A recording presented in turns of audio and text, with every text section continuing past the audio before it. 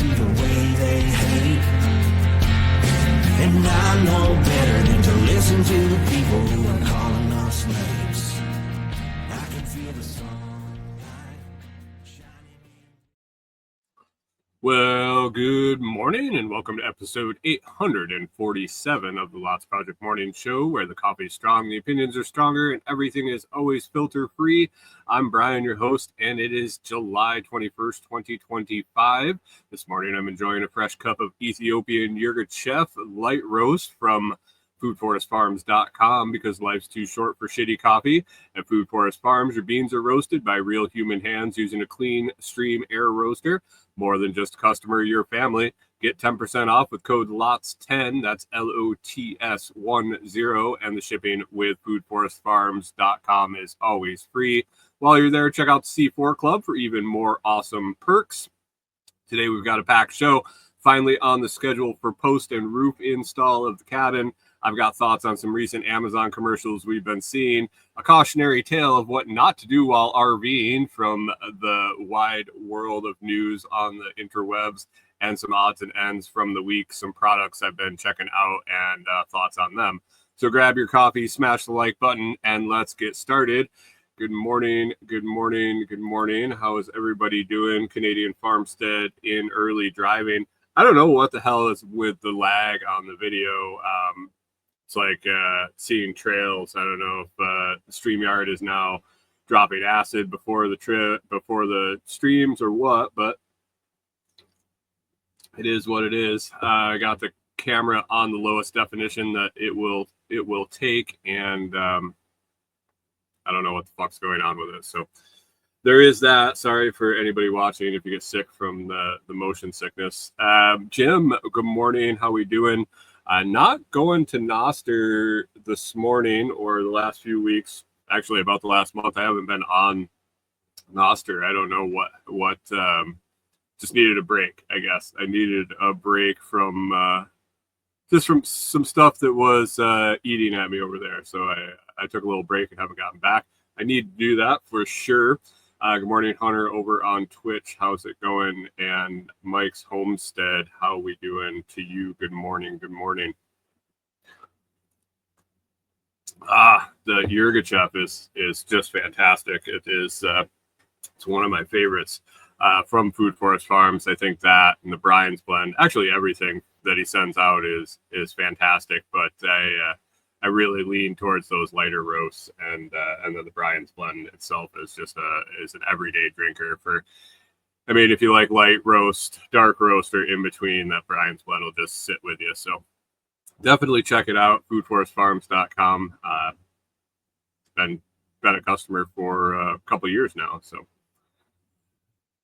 Canadian Farmstead says, "What's eating at you?" I don't know. What do you mean? What's eating at me? Oh, I just want to be done out of the camper and into the cabin, and it's slow rolling for sure. For sure, I'll talk about that in just a second.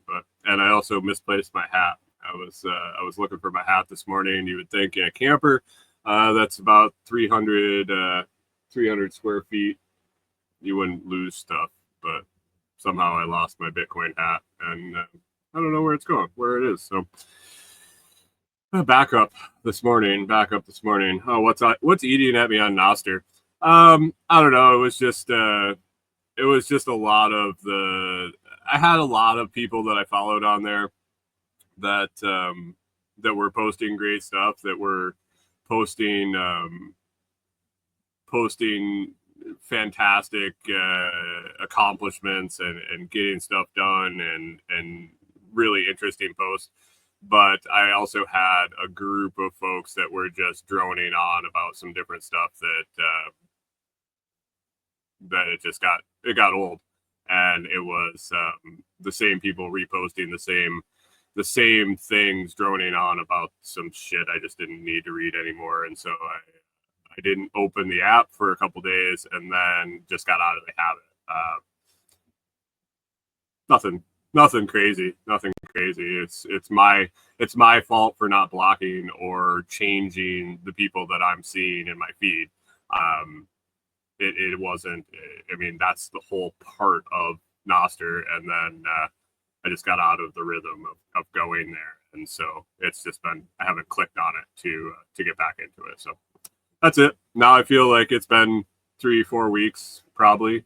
It's probably been 3 or 4 weeks since I've been there, and it's probably changed quite a bit. And I'll have to do catch up now when I play catch up when I get back over there. So nothing crazy, nothing crazy. Actually, it's all my fault. That's really personal responsibility. And Canadian Farm says that my algorithm sucks. Yeah, basically is I didn't curate my own feed. I just got frustrated with it and walked away for a little bit, and that's not really how that's supposed to work. So it is what it is. It is what it is. That's it's been on my to-do list to bump back over there and start digging in again. So maybe a following cleanse is due when I get back on, and it'll be a short fuse if I see something that I don't really want to see anymore. Just unfollow, so or block or mute or whatever. There's a plethora of options, but there was a lot of infighting and a lot of arguing that just wasn't necessary. So,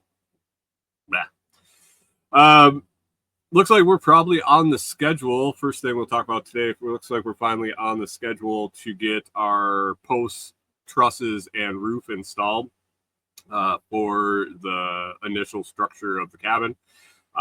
It's been a while. I think it's probably 12 weeks now since we paid for our material. Estimate when we paid for it was 8 weeks. And then with weather, it was going to get bumped up, and then it was going to get pushed back because the rain stopped enough that they were going to get caught up on a bunch of concrete pour jobs. And it's just been kind of a shit show. Forever since we've talked to people that live here, since we've been here, contractor work is tough. Communications, getting things done, getting on schedules, things like that. Just it seems to be tough here in Tennessee for some reason, and we've experienced that now. Great guy that's going to be doing this that runs the install crew. I mean, I've talked to him. He put our friend's barn up. I talked to him when he was there. He helped with some other stuff, some questions on even some other projects at the site. When I was over there, nice enough guy and everything. But man, trying to get a hold of people, and this is partly my fault too. I don't know how quick to call back. It's like that whole first date thing. How if you like the girl, how quick do you call her back after the first date? But I don't know. Do you call the next day if you don't hear back? Do you call 2 days later? Do you give it a week? Do you give it 3 days? Like, what is an appropriate time to hear back from someone when you leave a message or ask them a question or anything like that? So it's been a long cycle trying to get answers, to try to get information, to try to get on the schedule, and it sounds like we finally are. I've mentioned last week or the week before, he called when we were in New York. And I was like, dude, I can't meet you out there. I wanted him to come and put eyes on the easement road and our driveway to make sure he can get his truck, his equipment, whatever, his trailers and stuff back there. And so when he called when we were in New York, I was like, hey, I won't be back for a week. I'll give you a call the day we get back, and we'll set up a time to get out there and look. Now he's an hour away from the site, so it's a 2-hour round trip to come and look at stuff. So I call him the Monday we get back, leave a message. Don't hear anything. And I ended up waiting a week. I called him back again a week later, and he answers, and we got talking, and he's like, oh, yeah. He's like, is there any way you could just make a video and send me a video of the drive back there and then walking up the driveway? I was like, yeah, I can do that. I'm going to be out there the next few days. And so the next day I went out and I used dash cam and I recorded the drive-in on the easement road. Corey told me yesterday that's about half mile. I kind of knew that, but he asked when I finally got to talk to him yesterday. I recorded video driving back. It was about 3-minute video, and then per his request, I thought that he said he wanted it walking up the driveway. I got out and recorded with my phone. I walked up the driveway and showed the site where the building's going to go. And so I get home and I have trouble with my phone sending text messages for some reason. I don't know if it's my phone, if it's my service, if it's Android to Apple or whatever it is. Like I've tried to send my parents pictures through text message and they just won't go through. Sometimes it says they don't go through and they actually did go through, but it says it failed. Just so all sorts of wonky stuff. I really don't use text messages other than like 1 or 2 people in my life. Otherwise, I use services like Telegram or Signal or things like that. So I was concerned that I was going to have to try to text message a 3-minute video, and then the walking up the driveway was like another minute and a half. I think I was like, I don't think these are ever going to send. So I was like, okay, well, what do I do? What way can I share videos? I was like, well, I share videos every day on YouTube. So edited them, uploaded them to YouTube, and shared the guy links with a message like, hey, here's the drive-in and blah, blah, blah, some little information, back and forth about whatever. And I said, let me know if you can't view these for some reason. And so I waited. This was on Tuesday. I waited. Wednesday, nothing. Thursday, nothing. Friday, nothing. Saturday, nothing. And I was going to call him again on today and be like, dude, did you get the text message with the links? I was watching the views on the videos on YouTube, and I didn't see him go up. I had him set to private or unlisted or whatever. And all of a sudden, like on Saturday, I thought I saw they went up 1 view each. I was like, oh, he must have watched them finally. And I told Corey, I was like, yeah, I think the builder watched the videos of driving in. She's like, no, that was me. And I was like, oh shit. So anyway, yesterday I was doing some stuff on the computer. All of a sudden my phone lights up and it was a message from him. He's like, hey, I can't watch those videos from the links. I was like, oh fuck. So I changed some settings. I sent him new links and said, hey, I'll give you a call in a little bit. And so I gave him a call. He was able to watch the videos, had some questions, went back and forth. And it looks like tentatively, so now he's got a job today and tomorrow. He's thinking he's going to be able to wrap it up in 2 days. Said he'd be able to know today if he's going to be able to wrap it up tomorrow. And if so, he's going to be dropping off some material and some equipment on Tuesday evening, and which I think that would put us on the schedule for Wednesday. Our job should be quick. Our job should be 1 day for those guys. I've seen them work, and there's nothing really, really crazy in our build. I'm guessing it's going to be a 1 day job for them, 2 at the most, but I'm guessing it's going to be a 1 day thing. So by Wednesday, we might have a roof and a roof up, basically. I really wish that we had some more infrastructure out there and we could pull the RV out and park it under the roof.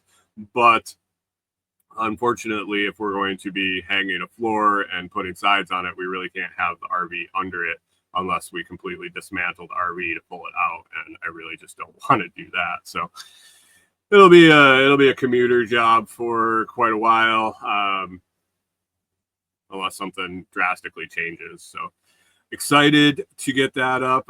Be excited to be out there and watch them put it up. Corey is planning on hopefully being able to take a last minute day off when they're going to be out and installing. And yeah, I think it's going to go pretty quick. And then the hard work will start of doing construction on our own, and actually buying materials is going to be interesting, and transporting materials. So stay tuned for that. It'll be an interesting project for sure as we dive in.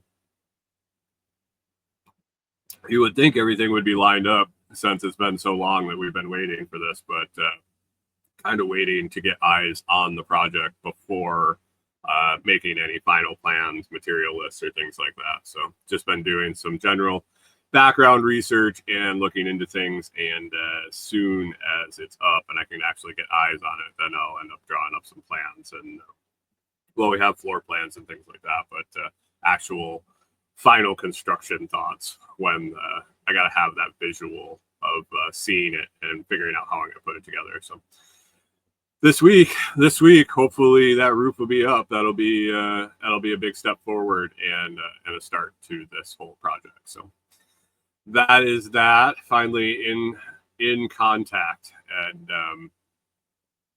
along that lines, I've had a couple of different interactions with some folks here recently. Locally, I saw a post on Facebook in one of the local groups about someone was looking for some part-time maintenance work at it looked like an RV, not an RV park. I think they had some rental spots for RVs on the river here locally.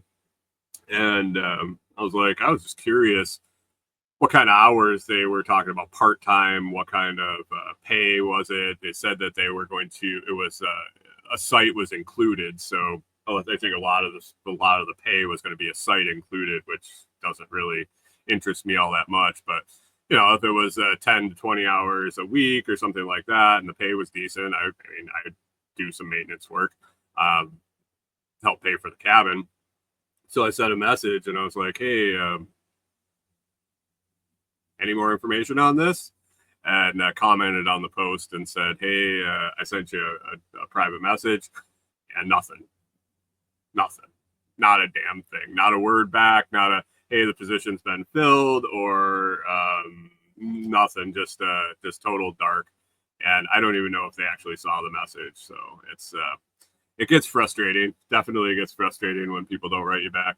And also had some other customers do the same thing recently, and I was just like, what is going on? And the worst part is I try not to feel angst towards the person I'm trying to get in touch with, the person that I'm talking to. Well, the builder is one thing, like that is communications offline, phone stuff, but the Facebook stuff, like I have messages I find that I haven't seen in months that are buried in Facebook. It's like I'm sending a message to someone, they're requesting information, they've messaged me or whatnot, and you're never even 100% sure that they got the message, or they've seen it, they got a notification about it, or they know where to find it. So I try not to feel too much angst towards the people, but you don't know. Anyway, let's move on. Corey and I have been watching a little bit more Amazon Live TV, I guess is what it's called. It's basically replays of old TV shows, but it's you don't pause it. You don't choose your episode. You don't pause it and start it. Basically, it's playing like normal TV. Why we got on this kick, I'm not sure, but we just got away from the movies. We got away from TV series that are on Amazon that we were watching. We just got, I think we started with just lunchtime when we were both going to go out, sit down, eat some lunch, and pop whatever's on, throw it on and watch it. And one thing about this is there's commercials in the thing, and the other part about Amazon is it's kind of getting frustrating is you pay for it yearly. You pay an annual fee. You get the I don't even know what the benefits are anymore, but it's well over $100 for the year. But you're supposed to get Amazon Prime and Prime Video and all this, but now there's like all these fucking commercials. The majority of the movies that we watch are with limited interruptions. They have commercials at the beginning, then they'll have commercials in the middle of the movie. It is what it is. It's frustrating, but I don't know what you're gonna do about it. Really, I think now they have an upgraded option to go commercial free on some stuff. I don't know. I'm not paying more. I'm not paying more to these people for less commercials. But the problem is the Amazon commercials are absolutely ridiculous. And they play them over and over and over and over. Like there's situations where we're watching a live TV show and it'll be a quote unquote commercial break, and there'll be 3 commercials and 2 of them are the same one. Their target marketing sucks. They keep showing us these commercials for cartoon movies and just ridiculous shit over and over and over and over. But a couple of the commercials have really stood out to me, and Corey and I laugh about them quite often. And so I thought I would tell you about them. And if you're on Amazon and you've been watching any movies with limited interruptions or the live TV, you might have noticed these commercials. But the first one that we love, we love to hate, is one for a product called Deuce Drops. And I don't know if you guys have ever heard of Deuce Drops, but this little product, the marketing manager could probably have done better. Or maybe not. I mean, I'm talking about it here. I've thought enough about it that I put it as a topic on the show that Corey and I discuss it. So maybe it's just that bad that they did a great job. But what these things are, they're like toilet Mentos. So if you got to take a dookie and you don't want it to stink wherever you're at, you pop one of these things in there, the Fresh Maker, Deuce Drops, drop one in the pot, and I think it makes like a fizzy bubble, a layer of a perfume or something. I'm not exactly sure the chemical process, but you drop one of these things in there and then your shit don't stink, I guess, or the stink doesn't escape. So the commercial starts with a woman who is talking about going to her in-laws' house for dinner, and she's trying to shove a can of like Febreze or bathroom spray, air freshener spray, into her purse, and it's spraying everywhere because it's a fucking can that's like 12 inches long, and she's trying to shove it into her purse and it's spraying. She's like, this is going to come in handy at my in-laws tonight. And I stop right there and I'm like, first of all, she's afraid to take a shit at her in-laws' house. Like, if they're the in-laws, they're probably already married. If they don't know your shit stinks by now, what you've been just like hiding away from them. I mean, if you got it. And second, how do you know you're going to have to take a dump at your in-laws' house enough that you're bringing a can of air freshener with you? Like, I guess I don't really care that much, but I don't know if anybody has tried to shove a can of air freshener to bring with them because they might have to take a dump at their in-laws' house. I mean, there's so many more scenarios that they could have used that would have been more realistic for this commercial. Like, somebody's at church or God, anywhere, Walmart. Man, this video is even fucking driving me crazy watching it. So that's gonna, yeah. Technology. Anyway, so there's so many more. Like being at Walmart. I mean, really, do you care what people at Walmart think? But in a public restroom, and you could show somebody like holding their stomach, like or maybe a little green gas coming from behind them, and so then they're running into the stall, pop a deuce drop in, and it takes care of the problem. So you're not sitting in the public restroom. But the in-law stuff really kind of irritates me when they put that on there. And so that's one thing. But then the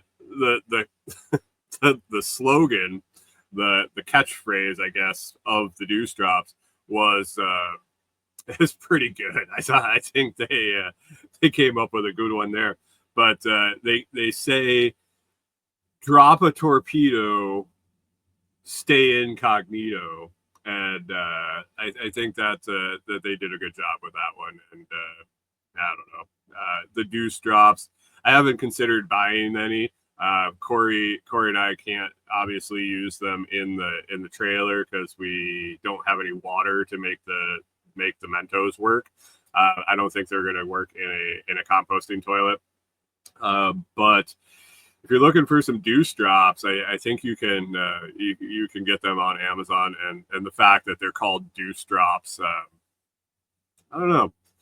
It might be a decent thing to have on you when you have to go into the bathroom at a public place like a Walmart or Home Depot or something, and you could just reach your hand under the stall when it's a little ripe in there and say you need a deuce drop.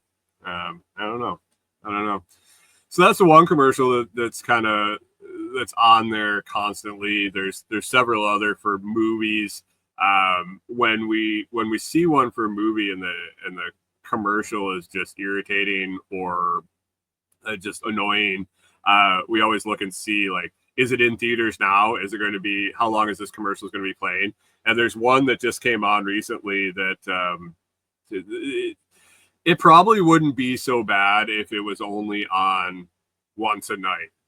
But the fact that they'll play it twice in a commercial break or within a half an hour show, you see it like 6 times. It's for some movie that doesn't come out until like summer of 2026. And I'm like, are they going to fucking be playing this commercial? Like, I'm done. Like, soon I'm done.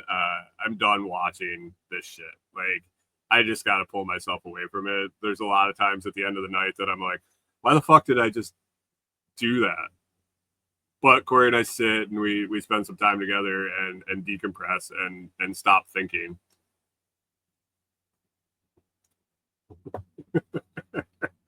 Jim says, "Hi, I noticed your shit stinks.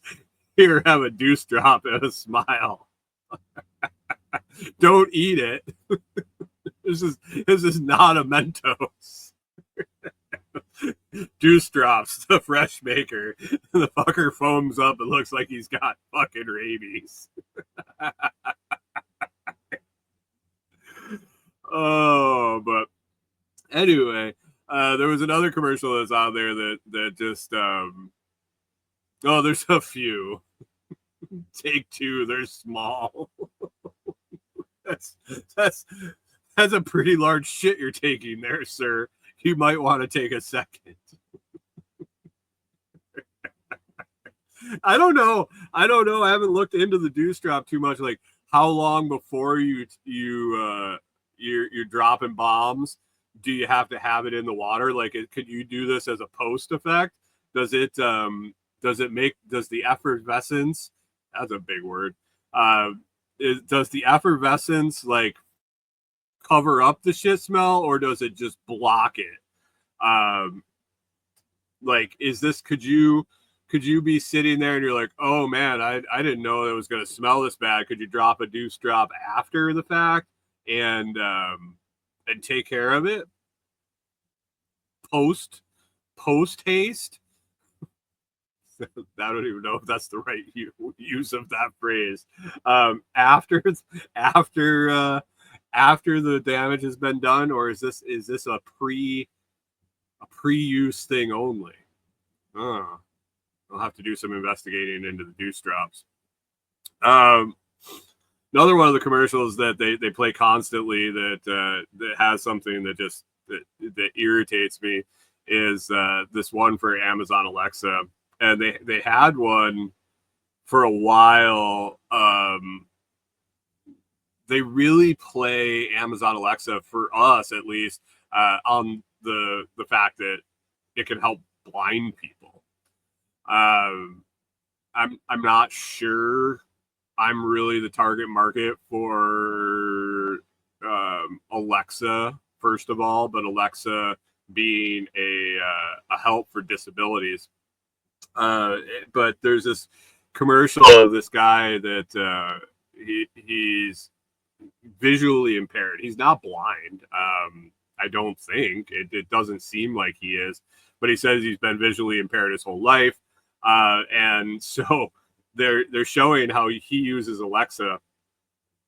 The first thing is he holds up this picture that his daughter drew. And his daughter's probably like 3 or 4, and he just asked, like, Alexa, what is this? I'm like, oh Jesus, he really can't see. And it was like 2 stick figures, and Alexa's like, it's a happy picture of 2 stick figures, and blah blah blah. And I'm like, okay, first of all, you're showing Alexa your whole life. That's a little creepy to begin with. But how the fuck does she know they're happy? I mean, they didn't. I saw the picture. It's like two fucking stick figures. But anyway, so he's using it to show what his daughter's drawing, and that's great. Now he can get a visual or a audio confirmation of what the girl's doing. I'm curious, like, how he's taking care of her if he can't even see the picture. Is he the sole caretaker of this young lady?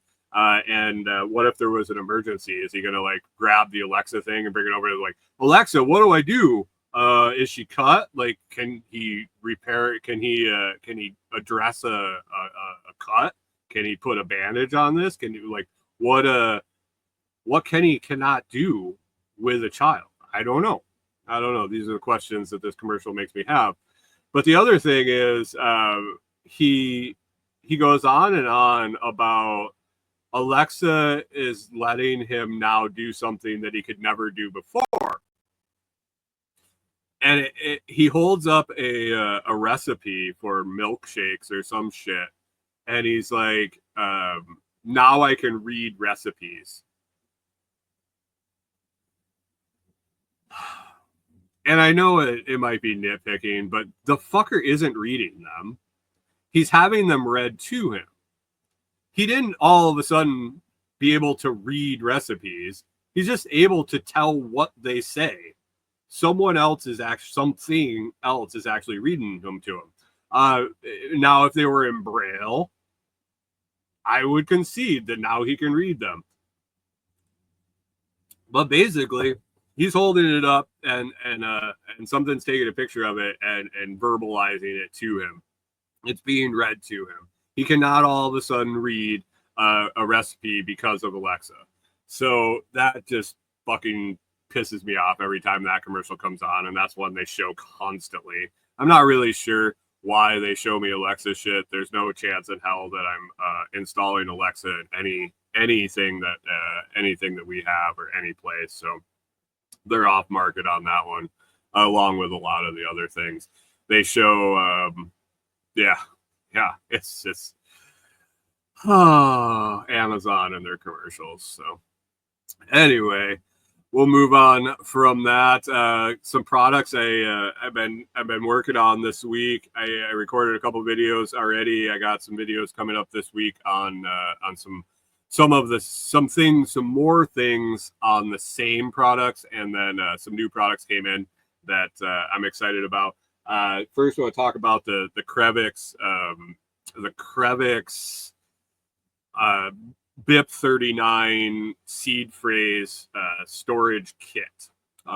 This thing's pretty cool. I talked about it last week. I hadn't opened it yet. I got it open, and I really like it. It's got Mike's Homestead System Daily Stoic finally paying off. Right.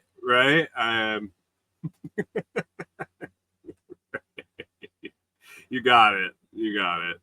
I should probably digest that a little bit more on a daily basis. But anyway, I've been thinking more and more about this seed phrase storage, and I don't know if you'll be able to see it on the screen.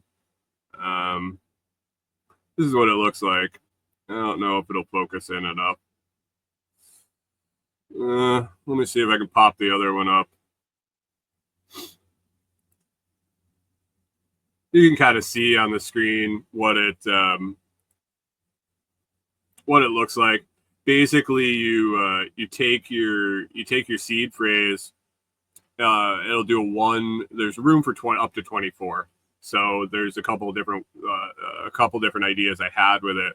But basically, you take your seed phrase and you write it out in the conversion sheet, and then it comes with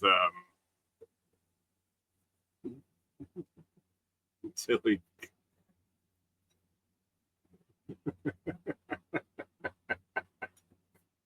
You put your seed phrase in the conversion kit, and then it comes with a book. It comes with a book. How do I get this to go away? Comes with a book with all 2048. I should know that number. 2048 possible seed phrase words. When you get your seed phrase, when you make your wallet, that is there are only 2048 different words that can be in there.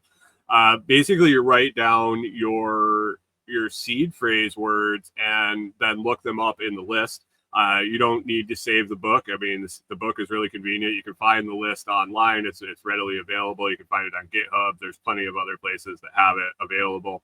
And they're always in alphabetical order in the list. So you match up your seed phrase words to the number and fill in the number in the 4 slots. There's four places for digits.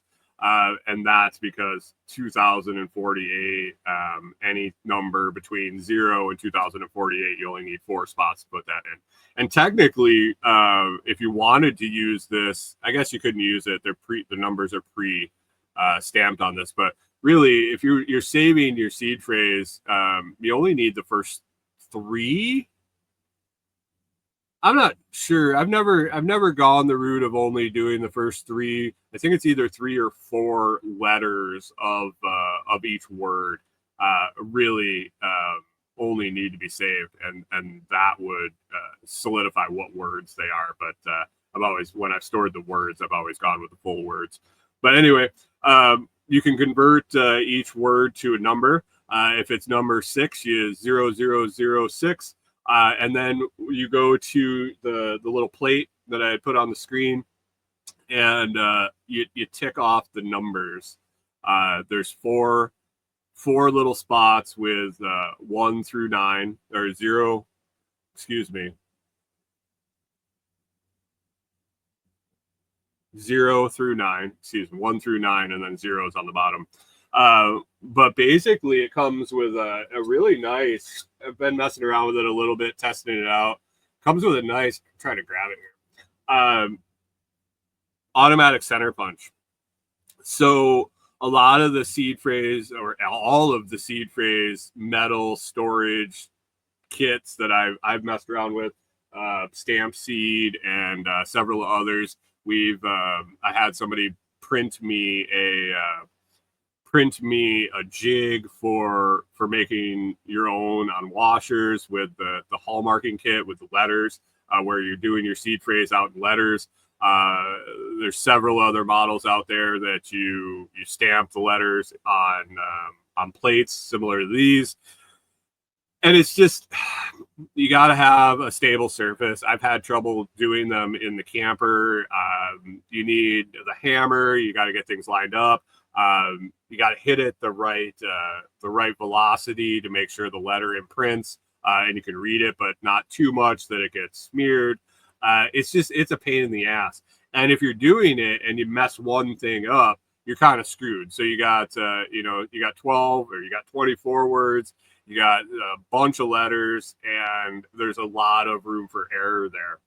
This automatic center punch, basically you put it on the number, and you just keep applying pressure down, and it spring loads itself, and then it clicks, and it dimples it. I would like it if the dimple was a little bigger, but it is what it is. To make it a reasonable size, it's a kind of a small dimple. Definitely noticeable. Like if you had one on one of the numbers and none on the other, you can definitely tell which one it's on. I just wish it was a little clearer. There's some tips and tricks on doing it, like marking where you're gonna put your dimple with a pencil or a erasable marker before you do it. Make sure you check everything and have it right before you go through and mark all the numbers. But it just seems like a simpler. There's an extra step. There's an extra step on converting it to numbers, converting your seed phrase to numbers, and there's an extra step if you need to recover your wallet, converting it back to words. You can keep your conversion sheet. You can keep that if you want. I think this is more of a preventative measure for disasters, for fires, for flooding, for whatever reason. That a paper copy wouldn't really be ideal. Jim says proof of work. Yeah. I think this is your emergency backup. But that being said, Mona over in the Telegram group brought up something that I was kind of spinning on before she put it in the group, but she threw it out that this would be an easy way to do encryption or ciphers or whatever you want. Mike Somstead says you use QR code. Man, I loved the idea with the Jade and the Jade Plus with the QR code producer. That's not the right word. Generator and making your QR code. I had so much trouble getting it to work. It felt like I used so many, and that might have just been me. It might have been the pen I was using. It might have been just the fact that I'm horrible at coloring. I don't know. I struggled with it. I thought it was the juice wasn't worth the squeeze there. Maybe if I had wow, that fly is just incessant here. Maybe if I had a laser etcher and I knew it was offline and I could generate a QR and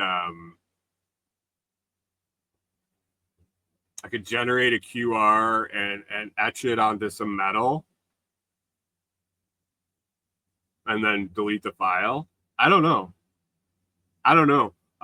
He says it's a pain to draw, but way easier to restore from. Yeah, and I mean, I don't restore wallets all that often. I mean, I probably do more than other people because I'm doing videos and doing, I don't want to say testing, but messing around with the device and doing that type of stuff, restoring and creating and backing up and things like that, just so that I know what the hell I'm talking about when I'm talking about the products I use. I don't find it that hard to throw the 12 or 24 words in. 24 gets a little tedious, I guess. But really, this is a cold storage. This is a cold storage seed phrase storage thing. I mean, really,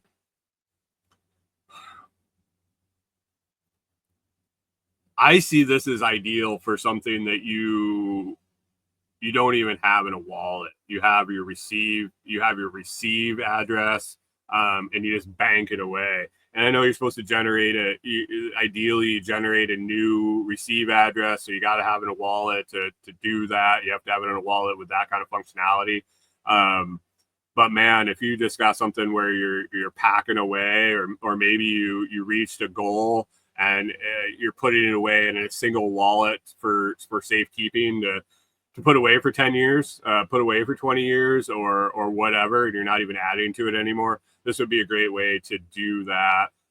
Maybe you put back when it was affordable, you put a full Bitcoin away for your kid or your grandkid or something, and it just is what it is. And this is a great way to store that. But back to the other functionality of this, storing these numerically, there's a lot of easy encryption you can do. Basic number code, basically. So you could do it a couple different ways. You could take the number. You write down your seed phrase word. Say on this example over here, original is word number 1,254. 1254. And you come up with a code somewhere. You come up with a code yourself, and you record it somewhere.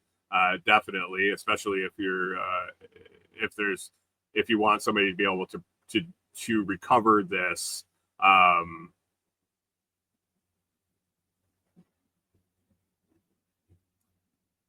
Mike Sumstead says only did it because it's the only way the new Blockstream app would show balances. You have to recover your wallet every time.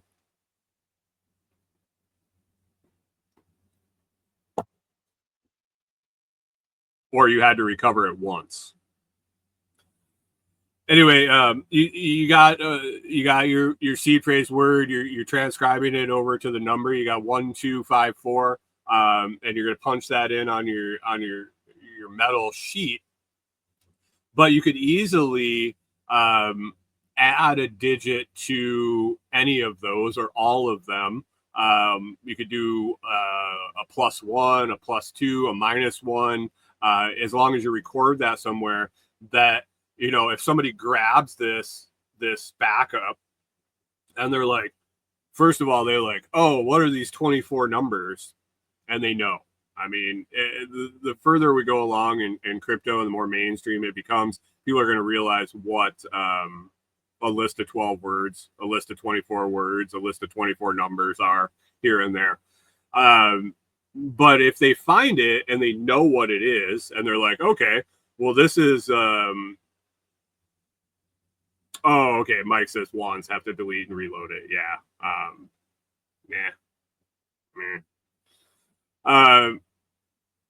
So say they know what it is. They're like, oh, I know this. This is a 24-word seed phrase. I can just translate it back into the words and restore the wallet, and it's mine.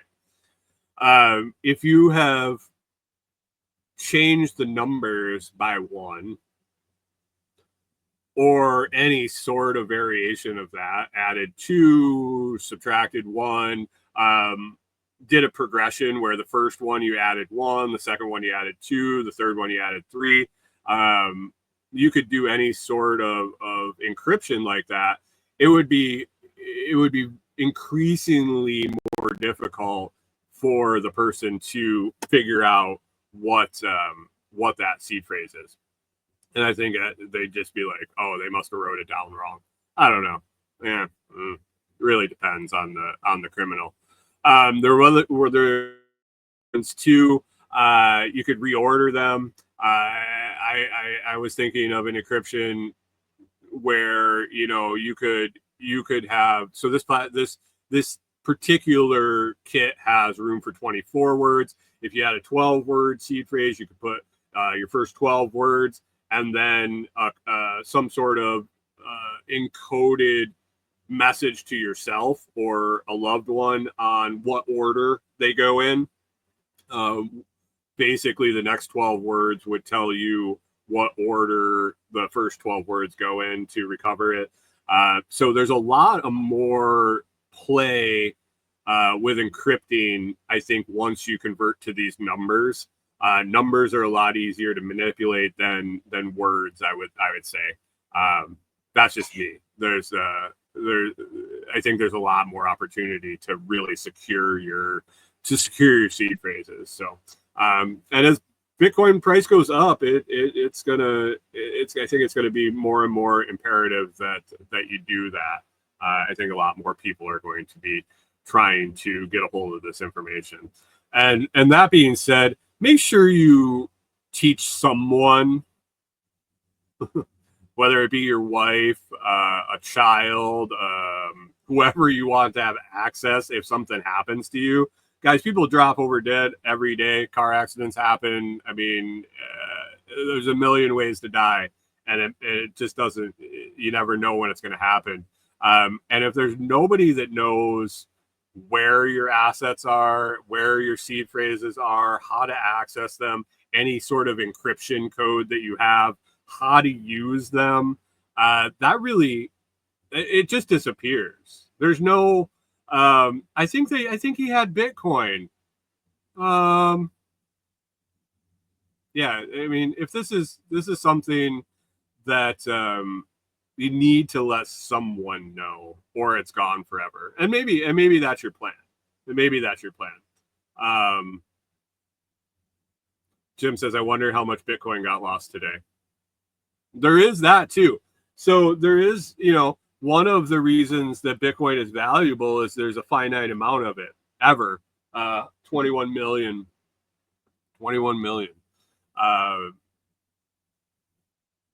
How much is gone?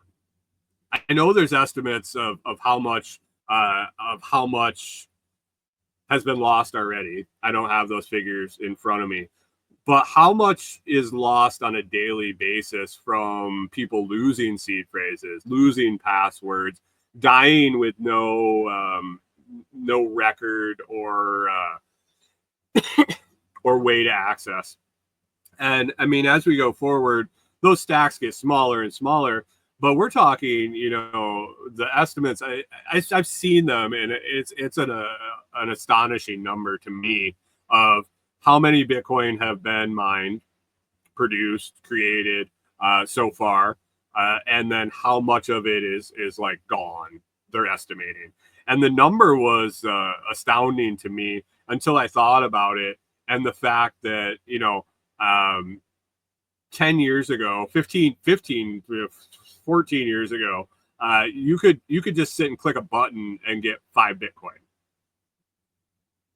over and over and over, like every 30 seconds on some websites, fountain websites and things like that. So these wallets held thousands of Bitcoins, and they weren't really worth much. And I think there's a quite a few that just went by the wayside because of that. But I think there is going to be an increasing issue with death and people losing that information and it not getting passed on. So there is that. If you need to, if you want to talk about that type of thing, I have been talking to more people about Bitcoin, getting started in it, helping people understand security best practices, how to take care of their Bitcoin, how to purchase it, how to get started, and just general conversations. Up for that, I do offer a free 15-minute consultation. You can find that over on the Bitcoin resources on thelotsproject.com. You can scroll all the way to the bottom, click book a 15-minute free. Basically, we'll talk about where you're at now with Bitcoin, where you want to get to, if there's a certain thing you want to understand, if there's a certain you want to accumulate X amount, and you just don't know how to do it, you don't know how to purchase it, you don't know how to use cold storage, anything. We'll figure out where you want to get to. and then answer any quick questions that I can within that 15 minutes. And if you want to learn more, if you want to continue on, I can figure out a path for you to get to where you want, and how we'll get there. Whether that be a few more video chats, or I can make you some written documents or whatever. We'll talk about that in the follow-up. So you can sign up for that today at thelotsproject.com. Go to the Bitcoin resources, scroll all the way to the bottom, and that's there. Or you can reach out to me anywhere. You can email me at info@thelotsproject.com. Check me out at the Telegram group, t.me/lotschat. Send me a direct message and let me know you're not a bot off the bat or a scammer. That's what a scammer would say, I guess. But yeah, I'm up here to help with anybody. Real quick, another item I'm getting excited about. Corey's used it. I have not. Is this Nulu knife? I'm in a direct partnership. This isn't through Amazon or anything like that. With the creator of this, as a gentleman that I interviewed on Director Detour, and we were talking about something completely different, but ended up talking a little bit about that knife he has created, basically as a assistance device to people with upper extremity disabilities. They're finding there's a ton of different uses and benefits to this, people with back issues and all sorts of stuff. But I look at it and think it's just a great all-purpose, all-around knife with a lot of functionality. I think it would be a value on the homestead for mass processing, for canning or dehydrating or whatever you're going to be doing like that. Possibly butchering. I'm not really sure on the small butchering like rabbits or chickens. I haven't really used it that much, and currently I don't have those animals to test it out on. I'm going to see what I can do about that. But yeah, I think there's a ton of uses. It's a Nulu, Nulu. If you're interested in checking one out, I'll get my affiliate link down in the video description and the audio description. You can head on over to that link and check out. They have different videos and little tutorials on the different ways to grip the knife, the different functionalities it has. You have chopping, slicing, dicing, all sorts of different shit. So I would definitely check one of those out. It seems really well made. It seems like it's going to hold up. Corey, like I said, Corey used it for some of her cooking over the weekend. Little mixed reviews so far, and I think it might be just getting used to it. I think it might be an adjustment from a normal knife, but I think there's a lot of potential there. So I hooked up with them, and I'll be testing that out some more. So Nulu knives. Be sure to use the affiliate link, especially if you're going to end up buying one. So I get a little credit on that and help build their brand. Brand new. It is a brand new product. It's just recently launched. So I don't know. I got a couple minutes here. I mentioned in the intro about what not to do in the RV, and so I think I'll hit that real quick. I'm going to bring this up on the screen so you can see these beauties real quick before I start talking about it. But I just happened to be scrolling through last night before I went to bed and saw this, or actually before I set up the show, and saw this pair had been pulled over in their RV. And I thought it was a funny story to share, seeing that Corey and I were full-time RV travelers, and now we still live in one, but we're stationary. I'm going to add this to the screen. So cop says he witnessed a naked female straddling the male driver in a moving RV. If you're watching, you can see the beauty queen and her king that this story is about. I'm going to have to scroll down to read it, so the pictures will only be there for a second. But anyway, it would turn out to be quite a memorable traffic stop. A bizarre story has surfaced in West Virginia. Weird, coming out of West Virginia, featuring police busting a couple who allegedly were discovered in more than a few compromising positions. Patrolmen with the Bluefield Police Department conducted a traffic stop on a recreational vehicle around 12:23 p.m. afternoon to light. July 2nd, starting the 4th of July weekend early. I witnessed a naked female straddling the male driver while the vehicle was in motion, the officer wrote in a complaint. The officer said the driver initially disregarded the police cruiser's flashing lights and maintained a rolling pace for approximately a half mile. Police patrolman stated the passerby tipped off police that the vehicle's occupants had switched seats. Once the RV stopped, the officer said 35-year-old Shannon Bryant was sitting in the driver's seat and 48-year-old Matthew McDonald was sitting in the passenger seat. The officer said, I inquired about their actions while the vehicle was in motion, to which Miss Bryant candidly responded, yeah, we were fucking. They ended up finding a bunch of drugs in the vehicle, green leafy substance. I love when they say a green leafy substance consistent with marijuana, a bag containing a white powder, a glass pipe with white residue consistent with narcotics use, and a piece of burnt foil commonly used to smoke narcotics. Turns out the RV was stolen about 10 miles from where they were pulled over. So it sounds like they just got all fucked up and just couldn't resist going at it even while driving down the road. So what not to do while driving in your RV with your fucked up girlfriend with drugs in the RV. So, public service announcement.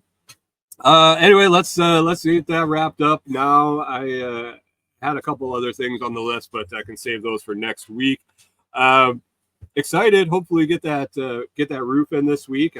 I'm hoping that the video that the guy saw that I sent, he said he thinks he can get in and out, no problem. Get it up and down the driveway. If he has any issues, he's got a skid steer. He can do a little extra work on the easement road or the driveway. But hopefully it goes up without a hitch. I hope he gets in and out with no problem. And when I talk to you next week, we're pushing forward with constructing the rest of the building. So anyway, hope you have an awesome week. Hope you get some stuff done. Remember, if you want to help support us, you can swing over to thelotsproject.com, hit the Amazon Are You Shopping on Amazon button on the main page, the banner. That'll take you over to Amazon, get you in our affiliate tracking. Appreciate that. Every little sale counts. Amazon doesn't give us a whole bunch, but they give us a little bit. They throw some coin to the peasants on every sale that comes through my link. Or you can go and grab the Blockstream Jade, which I will have in the video description. You can use code LOTS, the LOTS Project, for 10% off. And I also earn a commission on anything you buy from the link or using the code. Code should automatically populate if you use the link that I'll put down in the video description or the audio description. Other than that, I hope you have an awesome week. I hope you get a bunch of stuff done, and we will circle back and catch up with you next Monday.